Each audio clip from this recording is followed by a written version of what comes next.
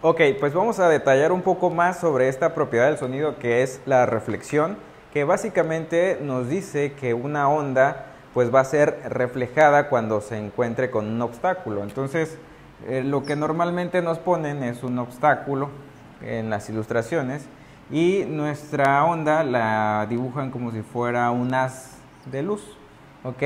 Entonces, al chocar con un obstáculo, pues esta va a ser reflejada o va a ser rebotada. Si vienen en la misma dirección o en el mismo ángulo, por ejemplo, si esto viniera así, pues va a ser reflejado con el mismo ángulo de incidencia, ¿ok?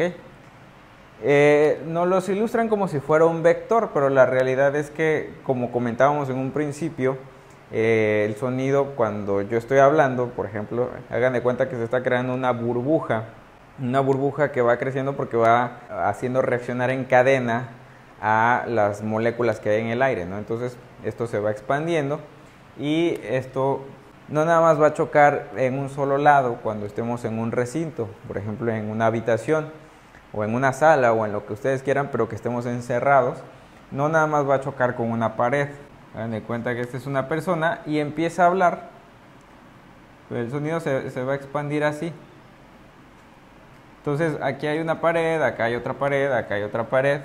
Y ahí viene lo interesante, por ejemplo, en los espacios donde hacemos grabación y mezcla o en los espacios donde se hacen conciertos, en las salas de conciertos, porque el sonido pues va a rebotar en todas las direcciones prácticamente, ¿no? Donde exista pared. ¿Ok? El sonido va a empezar a reflejar, si lo viéramos como si fueran vectores, pues el sonido va a agarrar para todos lados, ¿no? Prácticamente. Y va a rebotar con menor o mayor intensidad, obviamente, en ciertas paredes, en ciertas zonas. Eso hablando de un recinto, ¿no? Si estamos, por ejemplo, en una cueva, cuando hablamos y no tenemos paredes a los lados, pues únicamente nos va a rebotar el sonido en esa dirección. Inclusive, por ejemplo, en las pirámides, en Chichén Itzá, si eres de México, o en Puebla, en Cholula, estos ancestros hicieron de tal manera la acústica de esos lugares que cuando tú aplaudías se reflejaba el sonido y se escuchaba como si chiflara algún pájaro, ¿ok? Entonces pusieron de tal manera esas paredes que cuando tú aplaudías o hacías algún sonido, pues reflejaba el sonido y se escuchaba como si fuera un pájaro. Obviamente entran en este aspecto otras cuestiones, como es la absorción de los materiales, como es pues la distancia que hay entre una pared a otra. Entran muchísimas cosas, pero el principio de reflexión es esa, que una onda al incidir en cierto objeto o en cierta pared, pues se va a reflejar, ¿ok? No todo, porque depende de la amplitud y de la longitud de onda de nuestro sonido, ¿ok?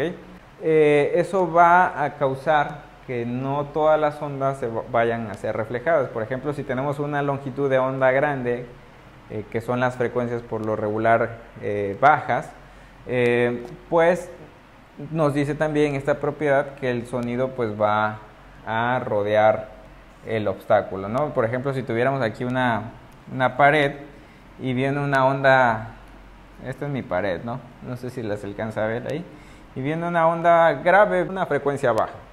Entonces viene una frecuencia baja, pues esta va a rodear mi pared, ¿ok? La va a pasar. Entonces ahí no se va a reflejar el sonido, lo va a atravesar, esta onda, este sonido lo va a atravesar porque es mayor que el obstáculo, ¿ok? Entonces a eso se refiere la reflexión. Pero continuamente los sonidos se están reflejando. Entre más agudo sea el sonido, entre más alta sea la frecuencia, pues más reflexiones vamos a obtener, y entre menos agudo, entre más grave sea el sonido, entre más frecuencias bajas tengamos, sí se va a seguir reflejando, pero por lo regular va a traspasar esos obstáculos, ¿ok? Espero que se haya entendido hasta aquí. Nos vemos en la siguiente clase.